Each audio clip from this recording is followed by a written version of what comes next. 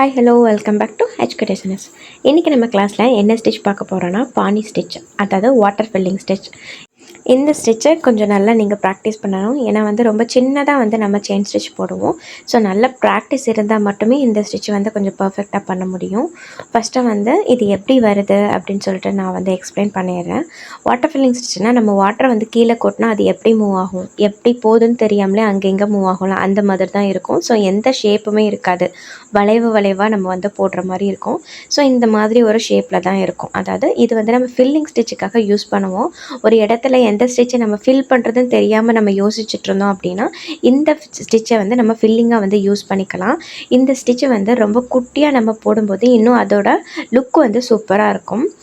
So இதுக்கு வளைவாக போடணும். இந்த மாதிரி டபிள்யூவாக போடும்போது ஸ்ட்ரைட்டாக போடக்கூடாது. அதாவது டபிள்யூ நம்ம போடுற மாதிரி போடக்கூடாது. இந்த மாதிரி ஹார்ட் ஷேப்பில் வளைஞ்சு போடணும். அதாவது நெளிவாக போடுவோம்னு சொல்லுவோம்ல, அதே மாதிரி போடணும். இப்போ நான் பேரலில் லைன் போட்டுக்கிறேன். இப்போ ஃபஸ்ட்டு நீங்கள் இந்த மாதிரி ஒரு பேரலில் லைனை ட்ரை பண்ணுங்கள். ஹார்ட் ஷேப்பில் இந்த மாதிரி வளைவு கண்டிப்பாக வரணும். ஸோ நிறைய பேருக்கு ட்ராயிங் பண்ண வராது. ஸோ ட்ராயிங் பண்ண வராதவங்களுக்கு நான் எப்படின்னு ஷேர் பண்ணியிருக்கேன். லாஸ்ட்டாக வீடியோ ஸ்கிப் பண்ணாமல் பாருங்கள். ஸோ ஃபஸ்ட்டு நம்ம அந்த பேரலல் லைனில் அந்த ஹார்ட் ஷேப்பை ஃபில் பண்ணிவிட்டு நெக்ஸ்ட்டு இந்த மாதிரி நீங்கள் ஒரு ரவுண்ட் ஷேப்லேயோ அல்லது ஒரு ஸ்கொயரோ ஒரு ட்ரையாங்கிளோ அல்லது ஏதாவது ஒரு பிக்சர் எடுத்து டிசைன் பண்ணிவிட்டு, அதாவது ஒரு ட்ரேஸ் பண்ணிவிட்டு நீங்கள் அதில் டிசைன் பண்ணுங்கள். ஸோ கண்டிப்பாக இனி நம்ம த்ரெட் கிளாஸ் முடிகிற வரைக்கும் கொஞ்சம் பெரிய டிசைனை ட்ரை பண்ணுங்கள். அப்போ தான் பர்ஃபெக்டாக வரும். இப்போ பாருங்கள், நான் இந்த ரவுண்டில் நான் வாட்டர் ஃபில்லிங்கை ஃபில் பண்ணி காமிக்கிறேன்.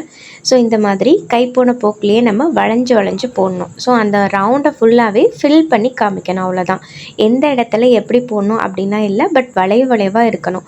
இப்போ ஒரு இடத்துல இந்த கார்னரில் நீங்கள் முடிச்சிட்டிங்க அப்படின்னா இன்னொரு இடத்துல நீங்கள் ஸ்டார்ட் பண்ணும்போது உங்களுக்கு எந்த இடத்துல வேணுமோ அந்த இடத்துல ஸ்டார்ட் பண்ணிக்கலாம். பட் நமக்கு மெயின் கான்செப்ட் என்னென்னா வளைஞ்சு போடணும், அவ்வளோதான் இந்த கான்செப்ட். அதுவும் அந்த இடத்த ரொம்ப ஃபில்லிங்காக நம்ம வச்சுக்கணும். அதாவது ஃபுல்லாக ஃபில் பண்ணியிருக்கணும். எந்த இடத்துல ஸ்டார்ட் ஆச்சு எந்த இடத்துல எண்ட் ஆச்சுன்னு தெரியாத அளவுக்கு இருந்தால் போதும். இன்னொரு மெயினாக நம்ம பார்த்துக்க வேண்டியது என்னென்னா, நல்லா வளைஞ்சு இருக்கணும். அதாவது ஸ்ட்ரைட்டாக கூட லைன் வந்துடக்கூடாது, அந்த மாதிரி இருக்கணும். ஸோ குட்டி குட்டியாக ஸ்டிச் போடும்போது ப்ராப்பராக இருக்கும். வாங்க இப்போ ஃபஸ்ட்டு அந்த பேரல் லைனை ஃபில் பண்ணிக்கலாம். இந்த ஸ்டிச்சை நீங்கள் ஸ்டார்ட் பண்ணுறதுக்கு முன்னாடி ஒரு பேப்பர் ஃபுல்லாக இந்த மாதிரி நீங்கள் வளைச்சி போட்டு பாருங்கள். அப்போ தான் உங்களுக்கு ப்ராக்டிஸ் ஆகும். அது மாதிரி நீங்கள் இப்போது ஒரு ரவுண்டை நீங்கள் ஃபில் பண்ண போகிறீங்க. நான் இப்போ ஃபில் பண்ணி காமிச்சேன்ல, அது மாதிரி நீங்கள் ரவுண்டோ சர்க்கிளோ ஒரு பாக்ஸோ நீங்கள் கண்டிப்பாக இந்த ஸ்டிச்சை பென்சிலால் நீங்கள் வரைஞ்சி ப்ராக்டிஸ் பண்ணுங்கள். அந்த மாதிரி ப்ராக்டிஸ் பண்ணிட்டீங்கன்னா உங்களுக்கு ரொம்ப ஈஸியாக இருக்கும். இப்போ பாருங்கள், மெயினாக நம்ம வளைச்சி போடணும். இந்த இடத்துல நீங்கள் அந்த ஹார்ட்டுக்கு சென்டரில் நீங்கள் வளைஞ்சு போடுற மாதிரி இருக்கும். ஃபஸ்ட்டு நான் ஸ்டார்ட் பண்ணது, அதாவது நான் பிரிச்சிருந்தேன் இல்லையா ஒரு ஸ்டிச், அது என்னென்னா நான் ஸ்ட்ரைட்டாக போட்ட மாதிரி போட்டேன்ல, அப்படி போடக்கூடாது. அது அப்படி போடக்கூடாதுன்னு சொல்கிறதுக்காக தான் நான் அந்த மாதிரி போட்டேன். ஸோ அந்த மாதிரி இல்லாமல் இந்த இடத்துல, அதாவது அந்த சென்டரில் ஒரு ஹார்ட்டுக்கு சென்டரில் வளைஞ்சிருக்கு பார்த்திங்களா, அந்த இடத்துல வளைவு கண்டிப்பாக கொண்டு வரணும். அப்போ நீங்கள் அந்த இடத்துல என்னென்னா 2 குட்டி செயின் ஸ்டிச் போட்டிங்கன்னா கரெக்டாக இருக்கும். ஒரே ஒரு செயின் ஸ்டிச் லாங்காக நீங்கள் போட்டிங்கன்னா உங்களுக்கு அந்த வளைவு வராது. ஸோ குட்டியான செயின் ஸ்டிச் கண்டிப்பாக இதுக்கு நீங்கள் ட்ரை பண்ணணும்.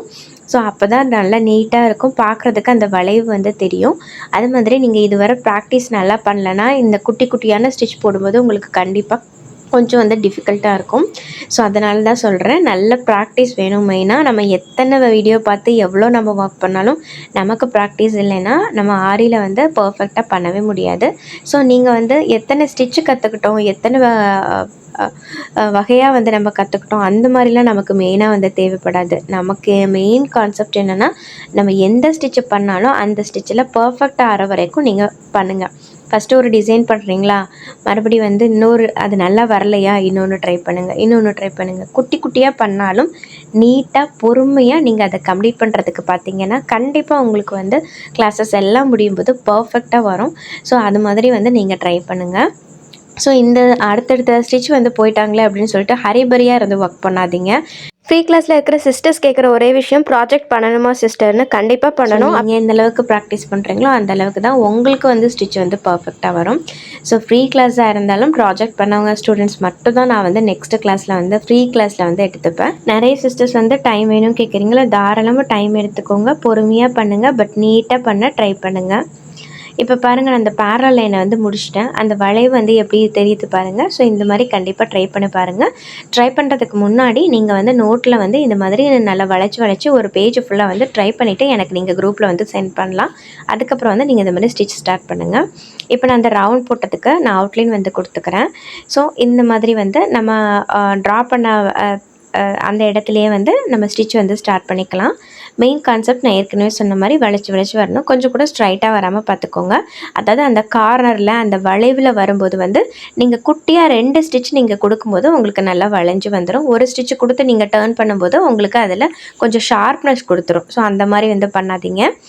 ஸோ ஒரு இடத்துல வந்து நீங்கள் முடிக்கிறீங்க அப்படின்னா இன்னொரு இடத்துல வந்து நீங்கள் ஸ்டார்ட் பண்ணும்போதும் வளைச்சி அந்த மாதிரி வந்து ஸ்டார்ட் பண்ணுங்கள். ஆக்சுவலாக நீங்கள் வரைஞ்சி பழகிட்டீங்க அப்படின்னா உங்களுக்கு ஈஸியாக வந்து வந்துடும். இந்த ஸ்டிச் நான் ஏற்கனவே சொன்ன மாதிரி நம்ம ஃபில்லிங்காக தான் யூஸ் பண்ணுவோம்.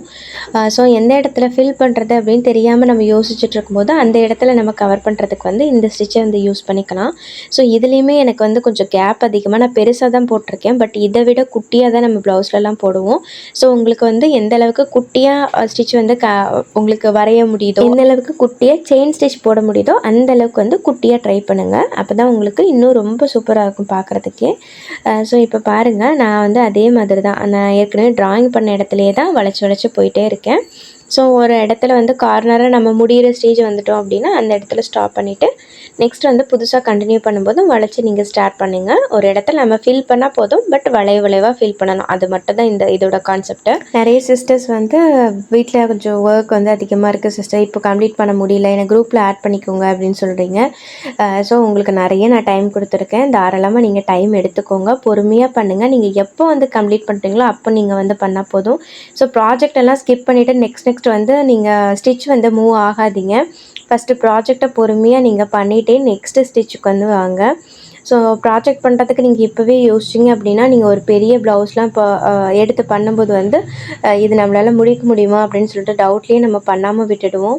அதனால இப்போவே வந்து ப்ராக்டிஸ்க்காக ப்ராஜெக்ட்லாம் பண்ணுங்கள். ப்ராஜெக்ட் பண்ணாமல் ஸ்கிப் பண்ணிவிட்டு அடுத்த ஸ்டிச் வந்து போகாதீங்க. ப்ராஜெக்ட் பண்ண சொல்கிறது உங்களோட ஸ்டிச் வந்து பர்ஃபெக்டாக வரதுக்காக மட்டும்தான். ஸோ வீடியோ பார்த்து ஒர்க் பண்ணுற சிஸ்டர்ஸும் நீங்கள் ஒரு பெரிய டிசைனில் வந்து ட்ரேஸ் பண்ணிவிட்டு நீங்களும் வந்து அதை கம்ப்ளீட் பண்ணுங்கள்.